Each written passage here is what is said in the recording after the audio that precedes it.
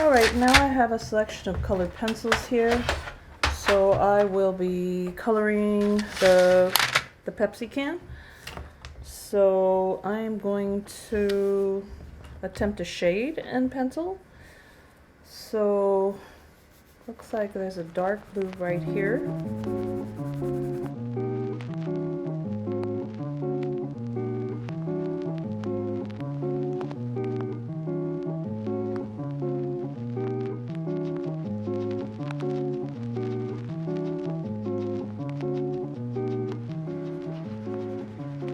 Colored pencil has to be applied in layers, so it is a bit of a process.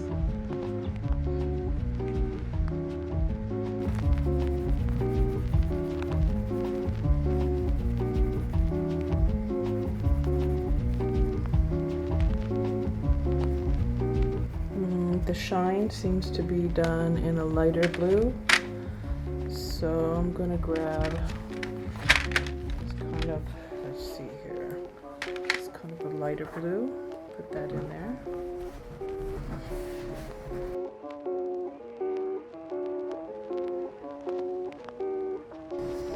The Pepsi red, let's see if we can find a good red for that. I'm going to pick red. I'm going to go with a lighter shade first. This one is called Scarlet. And then the deeper red areas will be right here. And then as you go around the can, we get into the even deeper reds. So I'll pick, let's see here, Colorizing, which is like a wine red. Let's see if that works. No, it's a little pink. I'm going to pick magenta. Let me see if that looks good. I'm going to put some of this on there. It's a little too purpley. So let me grab a brown. Tone it down a bit. Yeah, that does it.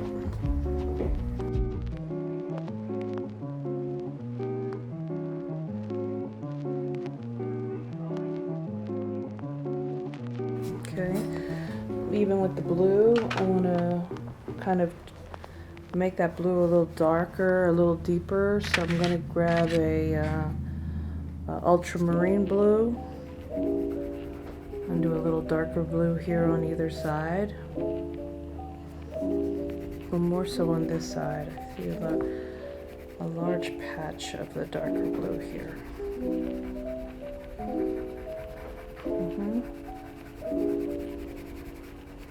Okay, you can see I went out of the lines a little bit, so then I'd use a colored pencil eraser. Got a little sand in it.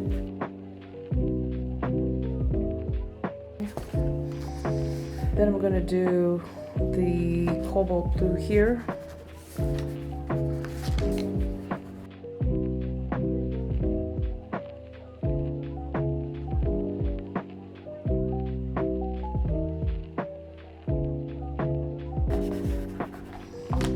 Go in with a deeper blue here with the ultramarine, slightly more purple blue.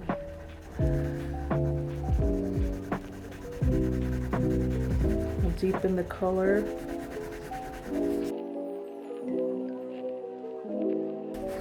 Okay, and I'm going to take some of this cobalt and mix it in with this baby blue because the color doesn't quite relate very well. Just want to mix that in with the baby blue. And then over here, I kind of have a light purple. That's from my, it's actually a reflection of my hand.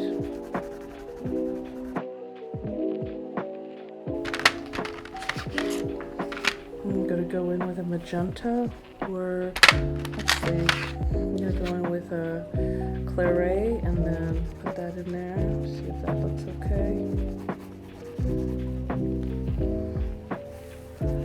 If that doesn't work, if it's too red, I'm going to tone it down with a little bit of brown. Yep.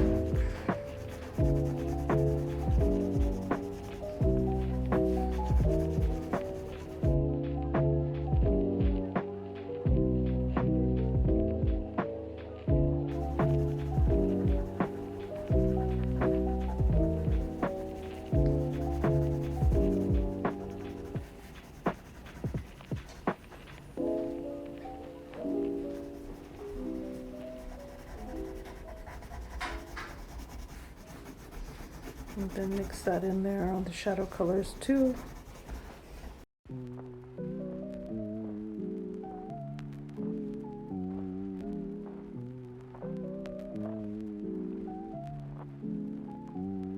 It's kind of silvery area here, but as you know, silver just reflects the colors around it. So I'm just going to put a little bit of brown right here. And a little brown up here. Like that. Then the blue from the logo is reflected in here a little bit. So I'm going to put that on the can, right? Hey, beat it. I'm just kidding. What? So you gotta try that bread. Okay, gotta try it. Go get that bread. All right, I'm gonna put some of this flesh tone in for my hand. Okay.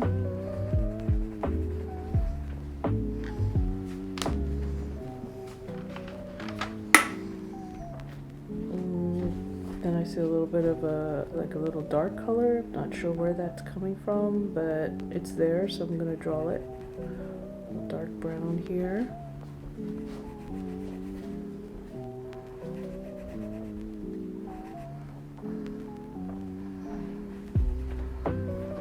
Okay.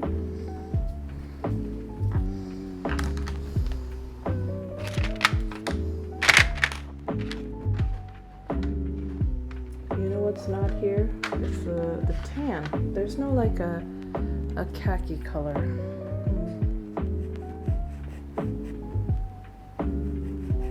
Okay, like that.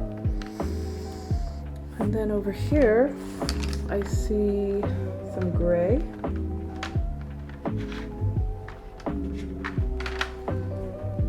Up here, so I'm gonna put a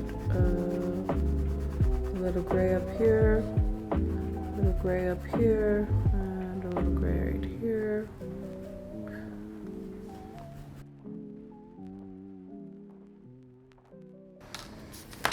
Okay. Cobalt blue again. Let's put some cobalt blue and some baby blue in here. These reflections.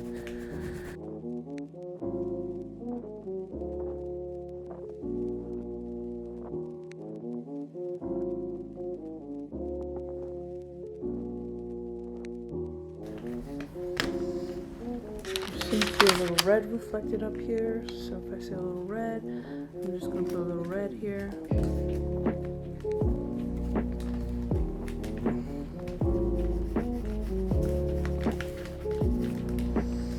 And then the rest, I'm going to put a little bit of the deep ultramarine blue.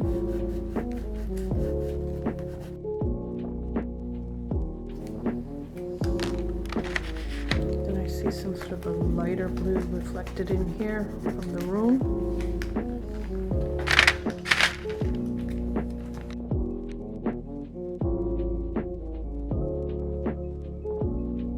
The Pepsi logo itself is black, but I'm not going to use black. I'm going to probably find a really dark gray. So whichever gray is the darkest. Let's see here. Okay, I'm going to use this kind of cooler dark gray.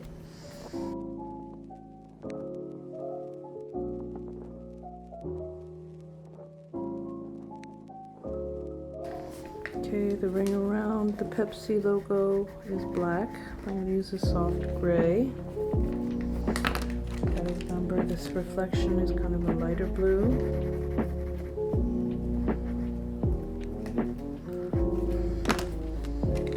Like maybe some dark lines here. Let me see what I see here.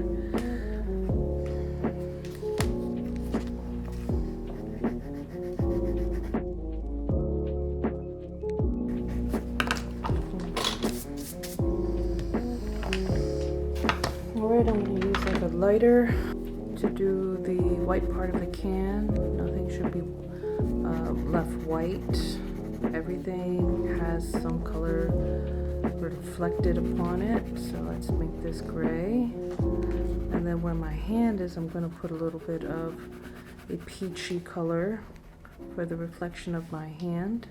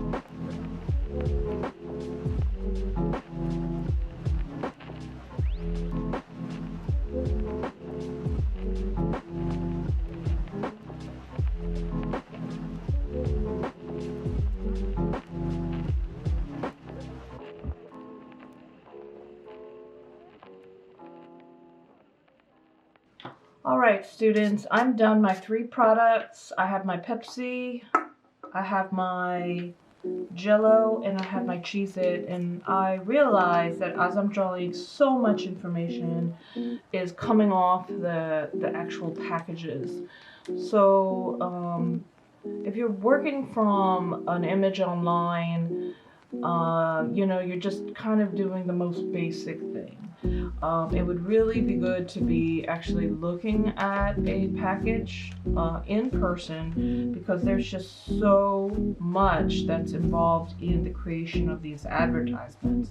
Now, you don't have to go as far as I did with the shading. Art 2s, Art 2s are the ones that I'm really hoping to see some of this shading and color. But now we're moving on to the second step. So the second step is to pick one of these product illustrations and to figure out which section I want to blow up into a big piece of artwork. It will be an acrylic painting. So the next step is to take a portion of just one of these illustrations and blow that into a kind of abstracted, zoomed in kind of acrylic painting.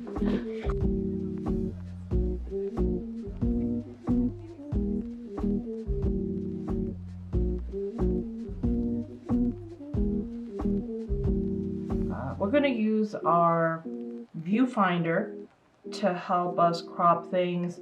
If you have a very small sketch in your sketchbook, then I want you to create an even smaller viewfinder to help you crop it out.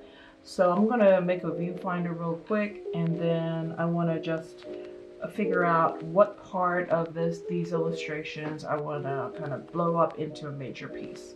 Okay, so I'm going to make my viewfinder. Alright, I'm going to create a viewfinder out of 2 L-shaped pieces of cardboard or oak tag.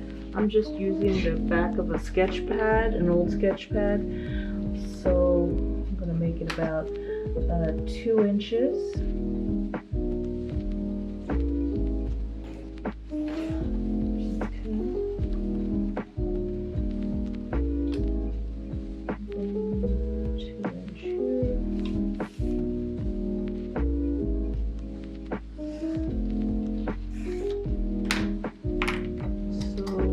Using a box cutter and a metal straight edge, because I don't want to ruin a plastic ruler, because the box cutter can cut into that.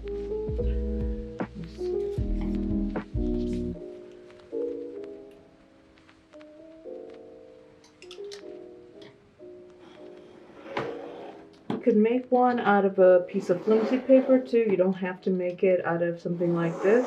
I just want to create a tool that I could use over and over again, so I don't have to remake it. I'm cutting on a self-healing mat so I don't cut my nice table, dining room table.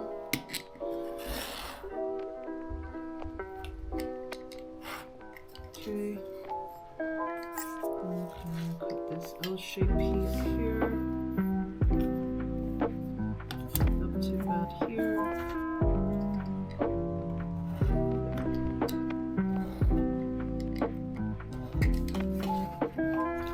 Here's one L-shaped piece. I might cut that little piece off there.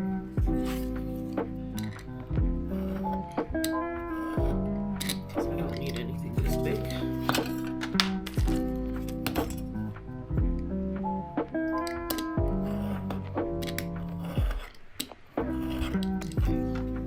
get down back and I'm trying to figure out, okay, so what I'm going to draw, and this is how to use a cropping tool. You have two L-shaped pieces and you flip them so they're going in opposite directions. I know that the paper that I want to paint on is this exact size paper, except I'm just going to use only one of these product logos. So I can basically, by bringing the two L shapes closer together, I can make my rectangle bigger or smaller. I feel like that would be too much. It would be too much of a giveaway. I could do something like this, Epsi. Yeah, that'll work.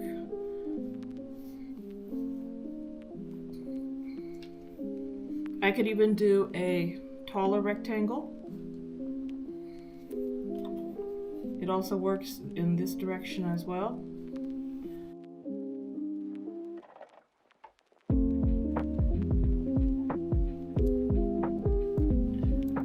You could give it a funky kind of slant like this, which kind of which would be interesting as well. You don't always have to be straight on, horizontal or vertical. You could give it a little slant. That's kind of interesting here. Let's see now. Well, that could be interesting too. I kind of like the slanting.